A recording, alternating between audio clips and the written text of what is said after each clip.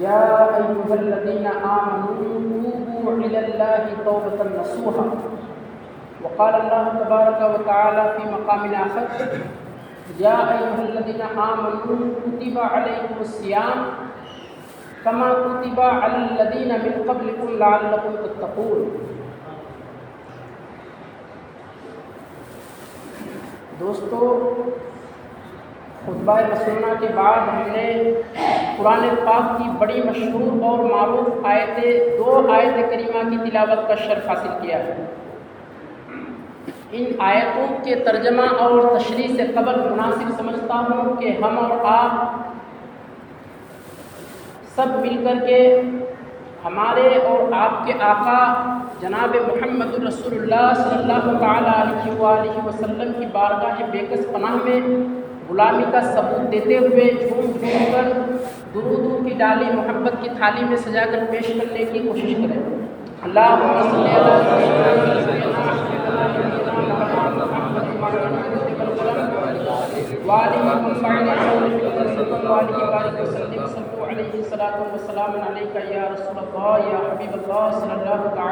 وسلم۔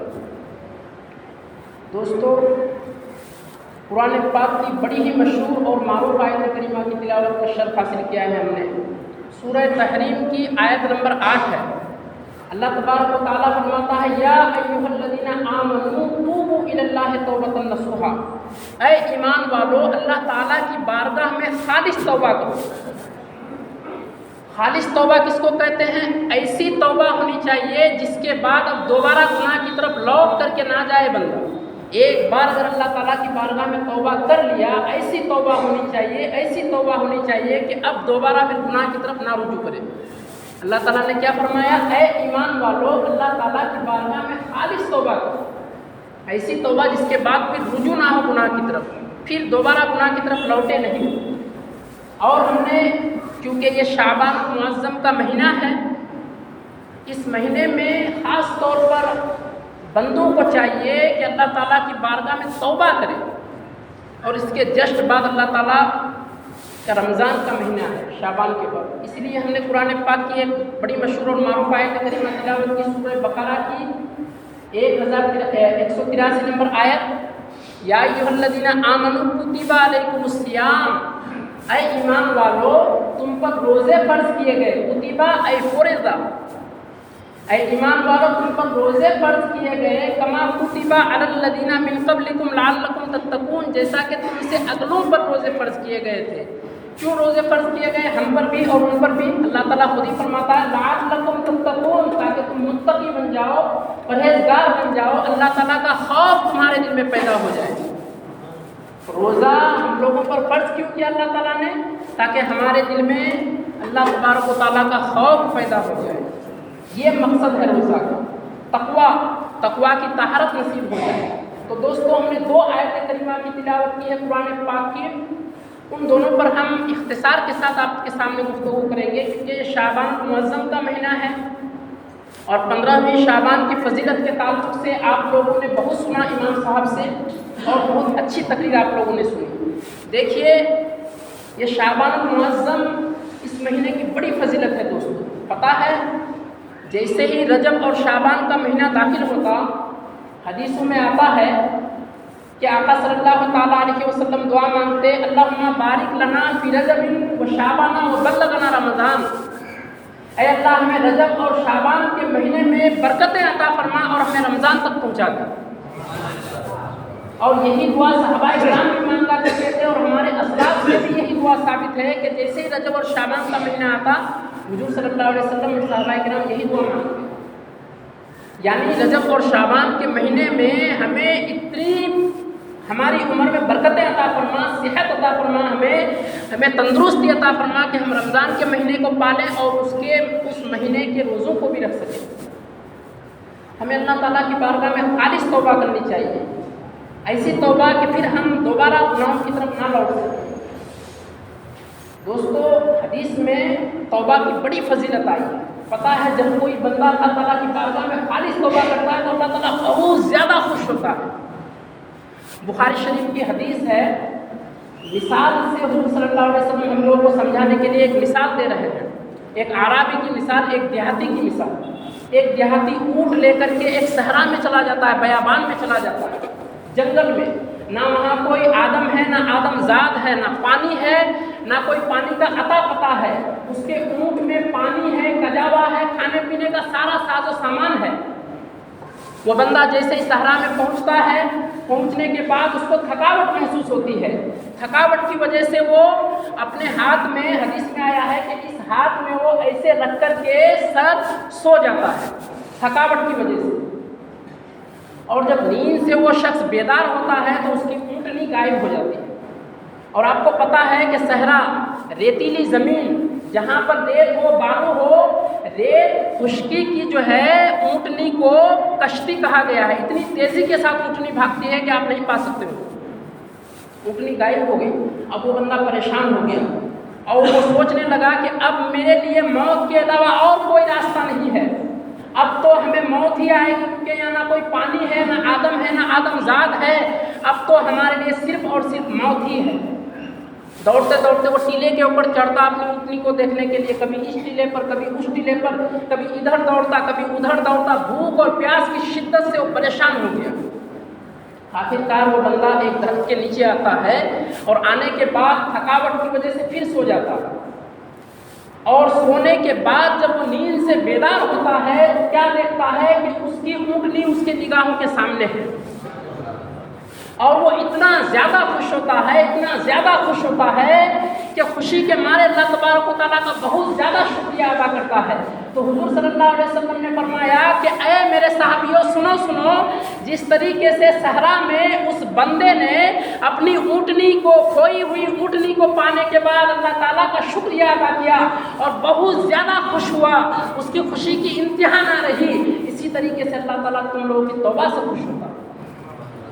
جب کوئی بندہ توبہ کرتا ہے تو اللہ تعالیٰ اسی طرح سے خوش ہوتا ہے جیسا کہ یہ بندہ صحرا میں موت کے علاوہ اس کو اور کچھ نظر نہیں آیا، لیکن جب اپنی اونٹنی کو واپس دیکھا تو جان میں جان آ گئی۔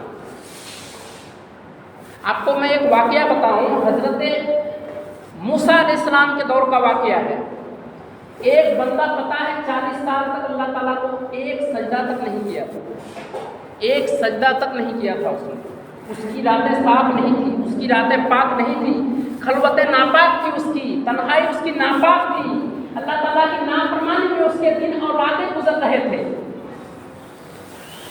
حضرت موسیٰ علیہ السلام، جس طرح سے ہم ابھی آپ لوگوں کے سامنے باتیں کر رہے ہیں، حضرت موسیٰ علیہ السلام لوگوں کے سامنے مخاطب ہوئے، مخاطب کرتے ہوئے فرمائے، اے لوگوں سنو سنو، اللہ تعالیٰ کی بارگاہ میں توبہ کرنی چاہیے۔ وہ بندہ بدبخت ہے جو توبہ نہیں کرتا ہے۔ اتنے میں سامعین میں سے ایک شخص کھڑا ہو گیا اور اس نے کہا کہ اے موسیٰ، کیسی بات کرتے ہو؟ پتہ ہے ہم نے تو توبہ نہیں کیا، ہمیں اللہ تبارک و تعالیٰ نے بہت کچھ دیا ہے، ہمیں مال و زر بہت کچھ دیا ہے، اولاد دیا ہے، ہمارے خاندان بہت بڑے ہیں، ہمارے پاس اتنے مال ہے، اتنے مال ہے، ہمارا کاروبار اتنا بڑا ہے کہ میں بتا نہیں سکتا ہوں اللہ تعالیٰ نے مجھے کتنا مال و دولت دیا ہے، ان گنت مال و دولت دیا ہے۔ حضرت موسیٰ علیہ السلام خاموش ہو جاتے ہیں اور کوہ طور پر جاتے ہیں جہاں پر اللہ تبارک و تعالیٰ سے بات چیت ہوتی تھی حضرت موسیٰ علیہ السلام کی۔ وہاں جانے کے بعد کہتا ہے، حضرت موسیٰ علیہ السلام کہتے ہیں، اے اللہ، آج ایک ایسا بندہ، میں سامعین اور ناظرین کے سامنے خطاب فرما رہا تھا توبہ کی فضیلت پر، اس بندے نے اٹھ کر کے مجھ سے کہا کہ توبہ کا کیا فائدہ، ہم نے توبہ نہیں کیا، اس کے باوجود اللہ تعالیٰ نے مجھ کو بہت کچھ دے رکھا ہے۔ اللہ تبارک و تعالیٰ نے کہا، اے موسیٰ، تم کو پتہ ہے سب سے بدبخت بندہ کون ہے؟ حضرت موسیٰ علیہ السلام کہتے ہیں، نہیں یا اللہ، مجھے پتہ نہیں کون سب سے بدبخت بندہ ہے۔ اللہ تبارک و تعالیٰ کہتا ہے کہ سب سے میرا بدبخت بندہ وہ ہے جس سے میں نے سجدے کی توفیق چھین لی، جس سے ہم نے سجدے کی توفیق چھین لی ہے، اس سے بڑا بدبخت بندہ کوئی نہیں ہے موسیٰ۔ اس بندے کو ہم نے مال و دولت دیا ہے، عزت اور شرف دیا ہے، اولاد دیا ہے، ساری چیزیں دیا ہے، اتنی دیا ہے، اتنی دیا ہے کہ گنتی سے باہر ہے، لیکن ہم نے اس سے سجدے کی توفیق چھین لی ہے، اور اس سے بڑا بدبخت روئے زمین پر کوئی نہیں ہے موسیٰ۔ ایک مرتبہ ایسا ہوتا ہے، قحط سالی کا زمانہ ہوتا ہے، بارش نہیں ہوتی ہے، लोगों के मवेशी मर रहे होते हैं, जानवर मर रहे होते हैं, बच्चे बूढ़े भूख और प्यास के मारे तड़प रहे होते हैं। पता है ना, जब बारिश नहीं होती है तो कहत साली आती है। कहत साली यानी ना अनाज होता है, ना गल्ला होता है, ना खेती बाड़ी होती है जिससे आदमी खा सके। बिल आखिर लोग हज़रत मूसा अलैहिस्सलाम के पास आते हैं, ए वक्त के पैगंबर, ए वक्त के नबी, अल्लाह ताला की बारगाह में दुआ करें, बारिश की वजह से हम लोग परेशान हैं, कहत साली का ज़माना है, खाने पीने के लिए कुछ नहीं है। हज़रत मूसा अलैहिस्सलाम लोगों को इकट्ठा करने के लिए कहते हैं कि सारे लोग मैदान में इकट्ठा हो जाएं, ये अल्लाह तबारक व तआला का हुक्म है।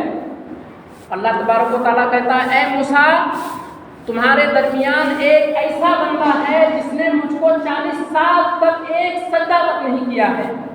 ये उसकी नहुसत की वजह से तुम्हारे दरमियान कहत साली हो गई है, तुम्हारे दरमियान बारिश नाजिल नहीं हो रही है। वो बंदा अगर सबके सामने आकर के खालिस तौबा करेगा, मैं उसकी तौबा कबूल करूँगा और बारिश नाजिल करूँगा और कहत साली ख़त्म हो जाएगी। अब हज़रत मूसा अलैहिस्सलाम ने ऐलान किया कि 40 साल तक वो कौन बंदा है जिसने अल्लाह ताला की नाफरमानी की, उसकी रातें साफ नहीं, उसकी रातें पाक नहीं, तन्हाई में अल्लाह ताला की नाफरमानी करता रहा है, कभी अल्लाह ताला को एक सजदा तक नहीं किया है। मैं देखना चाहता हूँ वो कौन बदबख्त बंदा है। हज़रत मूसा अलैहिस्सलाम जलाल में आ जाते हैं और सारे लोग जो है देख रहे होते हैं कि आखिर वो कौन है। निकल कर सामने आए तो एक बार देखूँ, जिसकी वजह से हम लोगों को कहत साली का सामना करना पड़ा, हमारे बच्चे परेशान, हमारे बीवी बाल बच्चे सब परेशान, हमारे मवेशी मर रहे हैं। चुनांचे अब वो शख्स, उस शख्स को पता है कि मैं वो बंदा हूँ जिसकी वजह से कहत साली हुई है। हज़रत मूसा अलैहिस्सलाम के ऐलान के बाद अब वो बंदा चादर में सर घुसा लेता है। चादर में सर घुसाने के बाद अल्लाह ताला की बारगाह में माफ़ी मांगता है, अल्लाह मुझे माफ़ कर दे, 40 साल तक तेरी मैंने नाफरमानी की, 40 साल तक मैंने इबादत नहीं की, 40 साल तक मुझे एक सजदा करने की तौफीक नहीं मिली, 40 साल तक हमने अकेले में ना जाने क्या क्या बुराइयाँ किया, क्या क्या गुनाह किया। ऐ अल्लाह, आज तुझसे माफ़ी मांग रहा हूँ, मुझे माफ़ कर दे। इतने सालों तक तूने मेरे ऐबों को छुपाया, इतने सालों तक तूने मेरे गुनाहों को छुपाया, इतने सालों तक तूने मेरे सारे ऐबों को छुपाया, लोगों के सामने मेरे राज को फाश नहीं किया। ऐ अल्लाह, आज मुझे बचा ले, मेरे बाल बच्चे हैं, मेरे ख़ानदान वाले हैं, मेरे गाँव, मेरे मोहल्ले, मेरे पड़ोसी के लोग हैं, अगर मैं सामने लोगों के आकर के तौबा करूँगा, तौबा को मैं खालिस कर सकता हूँ और ऐसे भी कर सकता हूँ। ऐ अल्लाह, लेकिन जो शर्मिंदगी हमें होगी मुझे बर्दाश्त नहीं होगा। चुनांचे वो चादर के अंदर ही अंदर मुंह घुसा करके तौबा करना शुरू कर देता है। एक बार नहीं, दो बार नहीं, 70 से ज़ायद मरतबा तौबा करता है और उसके आंखों से तौबा करते करते एक आंसू का कतरा टपक जाता है और उसी वक्त अल्लाह तबारक व तआला जो है झमाझम बारिश नाज़िल करना शुरू कर देता है। अब हज़रत मूसा अलैहिस्सलाम तारीफ़ में पड़ जाते हैं कि अभी अभी तो अल्लाह तबारक व तआला के पास से वही नाज़िल हुई थी कि ऐ मूसा, जब तक वो बंदा आकर के तौबा नहीं करता है उस वक्त तक मैं बारिश नाज़िल नहीं करूँगा। लेकिन अब क्या हुआ कि बारिश नाज़िल हो गई, अल्लाह ताला की जानिब मुतवज्जह होता है हज़रत मूसा अलैहिस्सलाम, ऐ अल्लाह, ये क्या माजरा है, मुझे माजरा समझ में नहीं आया। अल्लाह तबारक व तआला कहता है, ऐ मूसा, पता है जिस बंदे की नहुसत की वजह से ये कहत साली हुई थी, जिस बंदे की वजह से बारिश नहीं हो रही थी, उसी बंदे की वजह से बारिश हो रही थी। हज़रत मूसा अलैहिस्सलाम कहते मुझे माजरा समझ में नहीं आया। अल्लाह तबारक व तआला कहता है 40 साल तक उसने एक सजदा तक नहीं किया था, उसको सजदा करने की तौफीक नहीं मिली थी, हमने उससे सजदा की तौफीक छीन ली थी, लेकिन मेरे खौफ से आज उसने आंसू बहाया है। और ऐ मूसा, आंसू तो जहन्नम के आग को भी ठंडा कर देता है जो अल्लाह के खौफ से रोए। तो ये तो कहत साली है, हमने उस कहत साली को उठा लिया। तो खालिस तौबा जब कोई बंदा करता है तो एक आंसू का कतरा जो है जहन्नम के आग को ठंडा कर देता है। तो वैसी तौबा करे दोस्तों, ये शाबान मुअज़्ज़म का महीना है, इस महीने में हमें ज़्यादा से ज़्यादा अल्लाह ताला की बारगाह में तौबा और इस्तिग़फ़ार करनी चाहिए। हाँ, और एक बात ये है कि लोग तौबा और इस्तिग़फ़ार को समझ नहीं पाते। तौबा किसको कहते हैं और इस्तिग़फ़ार किसको कहते हैं, इसको नहीं समझ पाते हैं। इससे पहले हमको कुछ लोगों ने सवाल भी किया था कि हम बार बार तौबा करते हैं लेकिन फिर गुनाह हो जाता है, बार बार तौबा करते हैं फिर गुनाह हो जाता है। तो तौबा और इस्तिग़फ़ार को समझने की ज़रूरत है। तौबा अगर बंदा कर लेता है तो उसके बाद फिर उससे गुनाह सादिर नहीं होता, गुनाह की तरफ वो जाता ही नहीं है, अब सिर्फ वो नेकियां ही नेकियां करेगा। لیکن استغفار ایسی ہے کہ استغفار زیادہ تر لوگ استغفار ہی کرتے ہیں۔ استغفار کا مطلب کیا ہے؟ گناہ آپ سے ہو گیا، اب اللہ تعالیٰ کی بارگاہ میں کرے یا اللہ ہم سے گناہ ہو گیا ہمیں معاف کر دے، یا اللہ ہم سے گناہ ہو گیا ہمیں معاف کر دے۔ یہ توبہ نہیں ہے، یہ استغفار ہے، اور ہم لوگ سمجھتے ہیں اسی کو توبہ ہے، ہم لوگ سمجھتے ہیں یہی توبہ ہے۔ یہ توبہ نہیں ہے، یہ استغفار ہے۔ توبہ کا معنی ہوتا ہے شرمندگی، ندامت، گناہوں سے اس طریقے سے آپ شرمندہ ہو کر کے اللہ تعالیٰ کی بارگاہ میں آپ رجوع کرتے ہیں کہ اب دوبارہ وہ گناہوں کا خیال بھی آپ کے دل میں نہ آئے۔ گناہ کرنا تو بہت دور کی بات ہے، گناہوں کا خیال تک آپ کے دل میں نہ آئے، اس کو حقیقت میں خالص توبہ کہتے ہیں۔ جب کسی کو توبہ کی توفیق مل جاتی ہے، کوئی بندہ توبہ کرتا ہے تو پھر دوبارہ گناہوں کی طرف رجوع کرتا ہی نہیں ہے۔ اور استغفار کرنے کے بعد کیا ہوتا ہے؟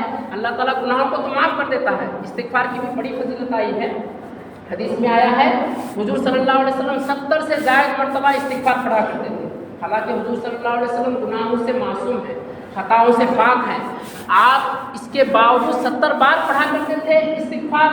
اس کا کیا مطلب ہے؟ اپنی امت کو تعلیم دینے کے لیے کہ اے میرے امتیوں سنو، تم سے دن میں گناہ صادر ہوں گے، مہینے میں، سال میں، ہر وقت گناہ صادر ہوا کریں گے، تم لوگ جو ہے استغفار پڑھو گے تو تمہارے سارے گناہوں کو اللہ تعالیٰ کیا کرے گا؟ مٹا دے گا، معاف کر دے گا۔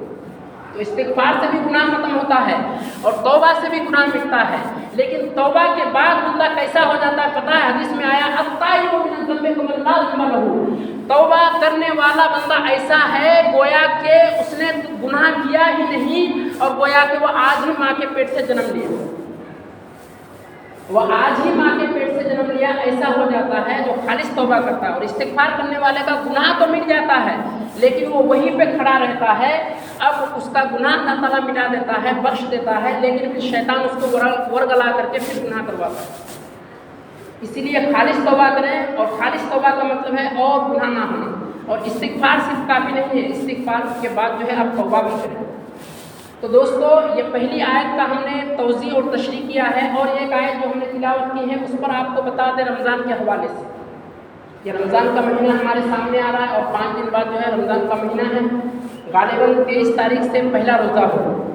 تو دوستو رمضان کے روزوں کے حوالے سے آپ لوگوں کو پتہ ہے بڑی فضیلت ہے۔ رمضان کے مہینے میں حدیث پاک ہے بخاری اور مسلم کی، اذا دخل رمضان فتحت ابواب السماء، جب رمضان کا مہینہ داخل ہوتا ہے تو اللہ تبارک و تعالیٰ آسمان کے دروازے کھول دیتا ہے، جہنم کے دروازے کو بند کر دیتا ہے، وہ سلسلۃ الشیاطین، اور شیاطین کو جنجیروں سے جکڑ دیتا ہے۔ اور رمضان کے مہینے میں جب کوئی بندہ ایک فرض نماز ادا کرتا ہے تو اس کو 70 فرض کے برابر ثواب عطا کرتا ہے، اور جب کوئی ایک نفل ادا کرتا ہے تو اس کو فرض کے برابر ثواب عطا کرتا ہے۔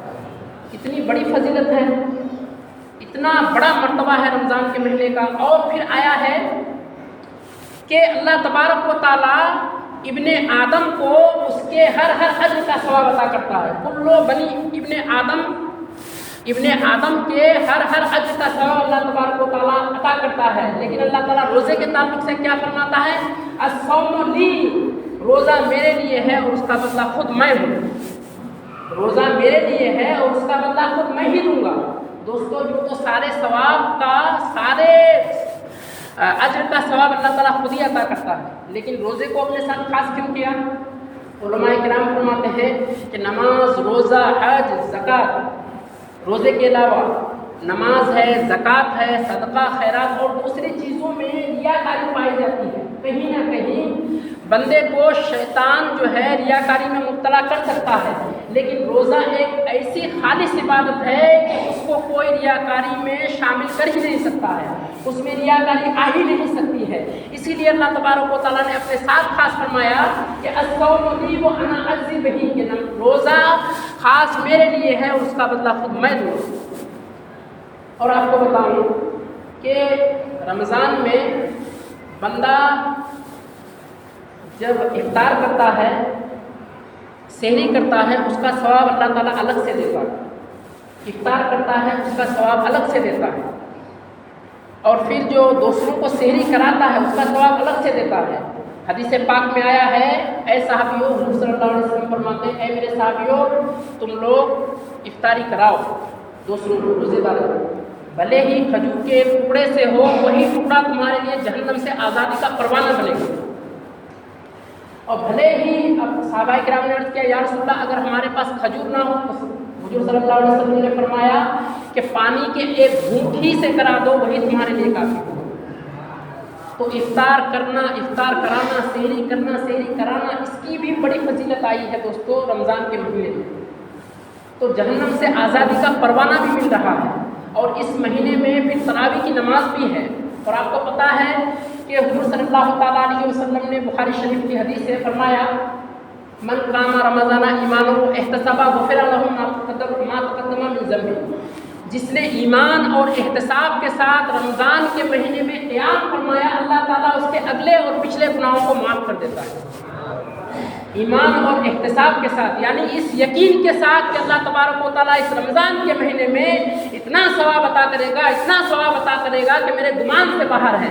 اگر اس یقین اور یقین کامل کے ساتھ کوئی بندہ رمضان کے مہینے میں اس طریقے سے خالص ہو کر کے عبادت کرتا ہے تو اس کے اگلے اور پچھلے سارے گناہوں کو معاف کر دیتا ہے۔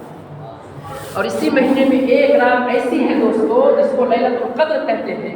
اس مہینے اس رات کے بارے میں بڑی فضیلت ہے، اور قرآن پاک کی پوری سورت نازل ہوئی ہے۔ وہ سورت کیسے نازل ہوئی ہے آپ دیکھیں، صحابہ کرام کے پاس حضرت موسیٰ علیہ السلام بنی اسرائیل کے زمانے کے ایک نبی یا غالباً ایک شخص کا تذکرہ آیا۔ وہ شخص دن بھر روزہ رکھتے تھے اور دن بھر جہاد کرتے تھے، اور اپنے کاندھوں سے کبھی بھی ہتھیار نہیں اتارتے تھے، ہمیشہ اللہ کے لیے وہ تلوار اٹھائے رہتے تھے اور ہمیشہ مجاہدہ کرتے تھے، جہاد کرتے رہتے تھے اور اللہ کے لیے ہمیشہ چلتے رہتے تھے۔ حضور صلی اللہ علیہ وسلم نے صحابہ کرام کے پاس اس شخص کا جب تذکرہ کیا نا تو صحابہ کرام پوچھ رہے یا رسول اللہ پہلے کے لوگوں کی عمریں تو بہت زیادہ ہوا کرتی تھی اور ہم لوگوں کی عمریں بہت کم ہے، تو ہم کیسے اس بندے کے ثواب کو پہنچ سکتے ہیں؟ اور وہ بندہ رات دن اللہ تعالیٰ کی عبادت میں مشغول رہا، جہاد کرتا رہا، روزہ رکھتا رہا، ہم کیا اس کی عبادت کو پہنچ سکتے ہیں؟ حضور صلی اللہ علیہ وسلم متفکر ہوئے، صحابہ کرام غمگین ہیں۔ اللہ تبارک و تعالیٰ نے جبرائیل علیہ السلام کو حکم دیا اے جبرائیل جاؤ اور میرے محبوب کو یہ خوشخبری دے دو کہ اگر رمضان کے مہینے میں کوئی بندہ شب قدر میں بیدار رہ کر کے عبادت کرتا ہے، شب قدر کو پا لیتا ہے، تو جس طریقے سے وہ بندہ اپنی پوری زندگی 1300 یا 1400 سال تک جہاد کرتا رہا اور نمازیں پڑھتا رہا، روزہ رکھتا رہا، ان ساری عبادتوں اور اس کی پوری عمروں کی برابر ثواب جو ہے ایک رات میں عطا کروں گا۔ اور وہ رات جو ہے شب قدر کی رات ہے، وہ رات لیلۃ القدر کی رات ہے۔ اور یہ آیت لے کر کے حضرت جبرائیل علیہ السلام حضور صلی اللہ علیہ وسلم کی بارگاہ میں آئے اور یہ آیت آپ نے تلاوت کی انا انزلناہ فی لیلۃ القدر وما ادراک ما لیلۃ القدر لیلۃ القدر خیر من الف شہر۔ انا انزلناہ فی لیلۃ القدر، بے شک ہم نے قرآن کو شب قدر میں نازل کیا۔ اور آپ کیا جانتے ہیں ما ادراک ما لیلۃ القدر، آپ نے کیا جانا کہ شب قدر کیا ہے، لیلۃ القدر کیا ہے، یعنی قدر کی رات کیا ہے؟ لیلۃ القدر خیر من الف شہر، شب قدر 1000 مہینوں سے بہتر ہے، 1000 مہینوں کی عبادت سے بہتر ہے شب قدر۔ 1000 مہینوں کی کیلکولیٹ اگر کریں گے تو 83 سال ہوتا ہے، تقریباً 83 سال کی عبادت کا ثواب ایک رات میں اللہ تبارک و تعالیٰ عطا کرے گا۔ اور آپ کو پتہ ہے کہ ہم لوگ جو نمازیں پڑھتے ہیں، روزے رکھتے ہیں اور جو کچھ بھی اللہ تبارک و تعالیٰ کی عبادت کرتے ہیں تو ہمیں ان عبادتوں کے بارے میں پتہ نہیں ہے کہ اللہ تبارک و تعالیٰ قبول بھی کرے گا کہ نہیں، لیکن جب شب قدر کی بات آتی ہے تو اللہ تبارک و تعالیٰ کہتا ہے کہ 1000 مہینوں سے زیادہ اس رات میں اللہ تبارک و تعالیٰ ثواب عطا کرے گا۔ اور جو کوئی بھی اس رات میں بیدار رہ کر کے عبادت کرتا ہے اللہ تبارک و تعالیٰ کی تو اس کے گناہوں کو بھی بخش دیتا ہے اور 83 سال کا ثواب ایک رات میں عطا کرتا ہے۔ 83 سال، آپ سوچیں آج کے ڈیٹ میں مشکل سے لوگوں کی عمر 60 سال ہوتی ہے، 55-60 سال ہی میں عام طور پر لوگ انتقال کر جاتے ہیں۔ شاذ و نادر ریئر کیس ایسا ہوتا ہے کہ کسی کی عمر جو ہے 70-80 سال ہو جائے، بہت مشکل ہے، ورنہ تو 60 سال تک ہی جو ہے لوگ رہ پاتے ہیں، اس کے بعد انتقال کر جاتے ہیں۔ تو 83 سال کی عبادت اللہ تبارک و تعالیٰ کس طرح عطا کرے گا؟ خالص عبادت، وہ بھی قابل قبول عبادت، مقبول عبادت، اور سارے گناہوں کو بھی اللہ تبارک و تعالیٰ بخش دیتا ہے۔ تو ایسی رات اللہ تبارک و تعالیٰ عطا کرے گا۔ تو اس رات کے لیے کیا کرتے تھے حضور صلی اللہ علیہ وسلم؟ حضرت عائشہ صدیقہ رضی اللہ تعالیٰ عنہ فرماتی ہیں کہ پورے رمضان کے مہینے میں جو طاق راتیں ہیں اس میں خاص طور پر صحابہ کرام بیدار رہتے تھے اور حضور صلی اللہ علیہ وسلم شب قدر کو تلاش کرتے تھے۔ صحابہ کرام نے عرض کیا یا رسول اللہ صلی اللہ علیہ وسلم شب قدر کو ہم کیسے جانیں کہ شب قدر ہے؟ حضور صلی اللہ علیہ وسلم نے کہا کہ شروع کے 10 راتوں میں ہم نے شب قدر کو تلاش کیا نہیں پایا، بیچ کے 10 راتوں میں ہم نے شب قدر کو تلاش کیا نہیں پایا، آخر کے 10 راتوں میں ہم نے شب قدر کو تلاش کیا تو پا لیا۔ اے صحابیوں سنو، تم لوگ آخر کے 10 راتوں میں شب قدر کو تلاش کرو۔ آخر کے 10 راتوں میں یعنی طاق راتوں میں، آخر میں طاق راتیں کون کون سے ہیں؟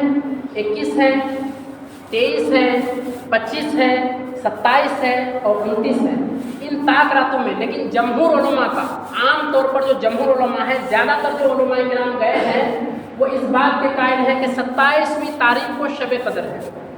زیادہ تر شب قدر جو پائی گئی ہے 27ویں تاریخ کو ہی پائی گئی ہے، اور یہی عام طور پر ہم لوگ ہندوستان میں بھی کرتے ہیں کہ 27ویں تاریخ کو ہم لوگ عام طور پر بیدار رہتے ہیں اور اللہ تبارک و تعالیٰ کی عبادت کرتے ہیں اور شب قدر کو پانے کی کوشش کرتے ہیں۔ تو دوستو، اگر شب قدر کو کوئی پا لے بندہ، ایک تو سنت حضور صلی اللہ علیہ وسلم کی یہ ہے کہ آپ شب قدر کو تلاش کریں طاق راتوں میں، اور ایک یہ ہے کہ علماء کرام نے فرمایا کہ 27 تاریخ کو، تو ہم 27 تاریخ کو بھی بیدار رہ کر کے عبادت کریں اور حضور صلی اللہ علیہ وسلم کی سنت پر بھی عمل کریں کہ طاق راتیں جتنی ہیں اس میں آپ بیدار ہیں، اس میں بیدار رہ کر کے عبادت کریں۔ یوں تو رمضان کا پورا مہینہ عبادت کے لیے ہے کہ اگر آپ نفل پڑھتے ہیں تو فرض کے برابر ثواب ملتا ہے، اور فرض پڑھتے ہیں تو 70 فرائض کے برابر ثواب ملتا ہے۔ تو اس حساب سے دوستو ہمیں تو چاہیے کہ رمضان کے ہر رات میں اللہ کی خوب خوب عبادت کریں، لیکن یہ کہ خاص طور پر طاق راتوں میں بیدار رہا کریں اور شب قدر کو تلاش کریں۔ لیکن اگر کسی بندے نے شب قدر کو پا لیا تو اب وہ کیا کرے؟ حضرت عائشہ صدیقہ رضی اللہ تعالیٰ عنہ کی حدیث ہے، حضور صلی اللہ علیہ وسلم سے دریافت کرتے ہیں یا رسول اللہ یا حبیب اللہ صلی اللہ تعالیٰ علیہ وسلم، اگر ہم نے شب قدر کو تلاش کیا اور پا لیا تو پھر کیا کریں؟ تو حضور صلی اللہ علیہ وسلم نے حضرت عائشہ خاص طور پر یہ فرماتی ہے کہ اگر ہم نے شب قدر کو پا لیا تو ہم اللہ تعالیٰ سے کیا مانگے؟ ایک ہوتا ہے نا کہ شب قدر پالے تو اس میں کوئی خاص چیز مانگی جانی چاہیے، تو حضور صلی اللہ علیہ وسلم سے تعلیم حاصل کر رہے ہیں حضرت عائشہ صدیقہ رضی اللہ تعالیٰ عنہ کہ ہمیں اس رات کیا مانگنی چاہیے اگر ہم شب قدر کو پالے تو حضور صلی اللہ علیہ وسلم نے فرمایا کہ یہ دعا پڑھا کرو، انک تحب العفو فاعف عنی یا کریم، اللہم ان تحب العفو فاعف عنی یا کریم، اس دعا کو مانگا کرو، یعنی اے اللہ تو بہت زیادہ معاف کرنے والا ہے، بہت زیادہ توبہ قبول کرنے والا ہے، میرے گناہوں کو بخش دے، مجھے بھی معاف کر دے، مجھے بھی جو ہے اچھے بندوں میں داخل کرنا۔ تو یہ مانگنے کے لیے خاص طور پر حضور صلی اللہ علیہ وسلم نے حضرت عائشہ صدیقہ رضی اللہ تعالیٰ عنہ کو تاکید فرمایا کہ اگر اس رات کو پالو شب قدر کو تو یہ دعا مانگا کرو کہ اے اللہ مجھے معاف فرما، میرے سارے گناہوں کو معاف فرما۔ تو دوستو ہمیں چاہیے کہ یہ شعبان کا مہینہ ہے، شعبان کے مہینے میں ہم توبہ کریں اللہ تعالیٰ کی بارگاہ میں۔ آپ دیکھتے ہیں، آپ کو ایک مثال دوں اور اپنی گفتگو کو میں سمیٹ دیتا ہوں یہیں پہ۔ ہمارے سامنے حضور جلال الدین بخاری رحمۃ اللہ علیہ کا مزار شریف ہے، ہر دن خدام حضرات جو ہے اس میں پوچھا لگاتے ہیں، بہت سارے بندے اس میں لگے ہوئے ہیں پوچھا لگانے کے لیے، کیوں؟ جیسے اس میں دھول گرد وغیرہ گر جاتی ہے، ہر دن جو ہے پوچھا لگاتے ہیں، کس لیے؟ صاف کرنے کے لیے دھول۔ اسی طریقے سے ہم لوگوں کو جو اللہ تبارک و تعالیٰ نے ایک دل عطا کیا ہے، اس میں بھی گندگی آتی ہے، اس میں بھی میل آتا ہے، اس میں بھی دھول جم جاتی ہے۔ ہمارے آپس میں رشتہ دار ہیں، رشتہ داروں میں آپس میں انبن ہو جاتی ہے، ہمارے دل میں کینہ پیدا ہو جاتا ہے، بغض پیدا ہو جاتا ہے، ہمارے کسی فعل کو، ہم نے کوئی کام کیا آپ کو اچھا نہیں لگا، آپ کے دل میں کوئی بات کھٹکا، آپ کے دل میں ایک بغض پیدا ہوا، کینہ پیدا ہوا، حسد پیدا ہو گیا کسی وجہ سے، تو ان سارے چیزوں کو کیسے صاف کیا جاتا ہے؟ توبہ کے ذریعے سے۔ اللہ تعالیٰ کی بارگاہ میں توبہ کریں آپ کہ اے اللہ، اور آپ کو ایک بات بتا دوں، توبہ کے ساتھ ساتھ اللہ تعالیٰ سارے لوگوں کی توبہ قبول کرتا ہے، لیکن کچھ لوگوں کی توبہ شب قدر میں بھی قبول نہیں فرماتا ہے۔ شعبان کی 15 شعبان کی نصف رات کی فضیلت تو آپ لوگ سماعت کر چکے ہیں، اس رات بھی اللہ تعالیٰ کچھ لوگوں کی توبہ قبول نہیں کرتا ہے۔ اسی طریقے سے شب قدر میں پورے رمضان میں کچھ لوگوں کی توبہ قبول نہیں کرتا ہے۔ پتہ ہے وہ کون لوگ ہیں؟ جو ہمیشہ شراب پیتا ہے، جو رشتہ توڑتا ہے، جو چغل خوری کرتا ہے، جو دوسروں کی غیبت کرتا ہے، جو حسد کرتا ہے، جو کینہ رکھتا ہے، بغض رکھتا ہے دوسرے سے، جو دوسرے سے دشمنی رکھتا ہے، جو ایک مسلمان دوسرے مسلمان سے دشمنی رکھتا ہے اور اپنے ماں باپ کو تکلیف دیتا ہے، ایسے لوگوں کی اللہ تبارک و تعالیٰ کتنی ہی عبادت کرے، رات رات بھر بیدار رہے، توبہ کرے، اللہ تعالیٰ ایسے بندوں کی توبہ قبول نہیں کرتا ہے، ایسے لوگوں کی عبادت قبول نہیں کرتا ہے۔ تو دوستو ہمیں چاہیے کہ سب سے پہلے ہم اپنے دل میں جھانکیں کہ ہمارے دل میں کیا ہے۔ ہر آدمی اپنے آپ کو بہتر جانتا ہے کہ وہ کیسا ہے، کس طرح سے ہے۔ تو اپنے دل میں جھانکیں کہ ہمارے دل میں کیا ہے، کیا برائیاں ہیں، ان سارے برائیوں سے آپ خود کو پاک صاف کر لیں، کیونکہ رمضان کا مہینہ آ رہا ہے اور حضور صلی اللہ علیہ وسلم کی حدیث ہے کہ کچھ لوگ بھوکے پیاسے رہتے ہیں، لیکن ان لوگوں کے بھوکے پیاسے رہنے سے اللہ تعالیٰ کو کوئی غرض نہیں، کوئی مطلب نہیں۔ کچھ لوگ روزہ رکھ کر کے جھوٹ بولتے ہیں، لیکن ایسے لوگوں کے روزہ رکھنے سے اللہ تعالیٰ کو کوئی مطلب نہیں۔ کچھ لوگ چغل خوری کرتے ہیں روزہ رکھ کر کے، ایسے لوگوں کے روزہ رکھنے سے اللہ تعالیٰ کو کوئی مطلب نہیں ہے۔ کچھ لوگ غیبت کرتے ہیں روزہ رکھ کر کے، ایسے لوگوں کے روزہ رکھنے سے اللہ تعالیٰ کو کوئی مطلب نہیں، کوئی سروکار نہیں۔ تو کیا پتہ چلا دوستو حدیث پاک سے؟ ہمیں یہ پتہ چلا کہ رمضان سے پہلے ہمیں خالص توبہ کرنا چاہیے۔ اسی لیے ہم نے توبہ کی آیت تلاوت کی آپ لوگوں کے سامنے، یا ایھا الذین آمنوا توبوا الی اللہ توبۃ نصوحا۔ اے ایمان والو، اللہ تعالیٰ کی بارگاہ میں خالص توبہ کرو، اور جب کوئی بندہ خالص توبہ کرتا ہے، رمضان کا مہینہ آتا ہے، تو پھر پتہ ہے اس کے لیے کیا مغفرتیں اور کیا رحمتیں آتی ہیں۔ اور رمضان کے مہینے کا ہم لوگ بھرپور استقبال کریں، اور اس رمضان کے مہینے میں ہم سب مل کر کے اپنی مغفرت کروائیں، اپنے اہل و عیال کی مغفرت کروائیں، اپنے خاندان کے جو لوگ گزر گئے ہیں ان کے لیے مغفرت کی دعائیں کریں، ان کے نام پر ایصال ثواب کریں اور ان کو جو ہے ثواب پہنچانے کی کوشش کریں۔ امید کرتا ہوں دوستو کہ ہماری باتیں آپ لوگوں کو اچھی طریقے سے سمجھ میں آ گئی ہوگی۔ اگر کہنے، سننے اور سمجھنے میں کسی طریقے سے قصدن یا سبب غلطی ہوئی ہے تو علل اعلان ہم توبہ کرتے ہیں۔ استغفر اللہ ربی من کل ذنب و اتوب الیہ، اشہد ان لا الہ الا اللہ و اشہد ان محمدا عبدہ و رسولہ۔ اللہ تبارک و تعالیٰ کہنے اور سننے سے زیادہ عمل کرنے کی توفیق و رفیق عطا فرمائیں۔ اگر حیات رہی تو انشاءاللہ پھر کبھی آپ لوگوں کے سامنے آنے کا موقع ملے گا۔ السلام علیکم۔